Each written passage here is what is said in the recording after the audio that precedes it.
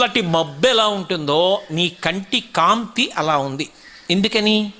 అమ్మవారి కన్ను ఎరిపెక్కిందనుకోండి, ఎర్రటి కాంతి కళ్ళల్లోకి వచ్చి ఆవిడ ఇలా కళ్ళు బాగా విప్పి చూసిందనుకోండి, ఆవిడ రౌద్రమూర్తి అయి ఉంది అని గుర్తు.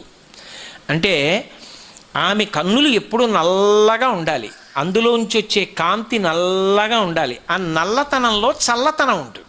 అందుకే శ్రీ మహావిష్ణువు నల్లనివాడు అంటారు. నల్లనివాడు అంటే నల్లటి మబ్బులా చల్లనివాడు అని, లోకములను కాపాడుతూ ఉంటాడు ఆయన, స్థితికారుడు.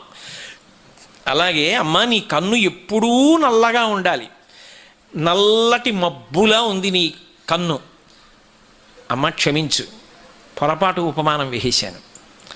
ఎందుకనంటే నల్ల మబ్బుతో పోల్చాను, తప్పు జరిగిపోలా. ఎందుకని? నల్ల మబ్బులో ఏముంటాయి? నీళ్లుంటాయి వర్షించడానికి.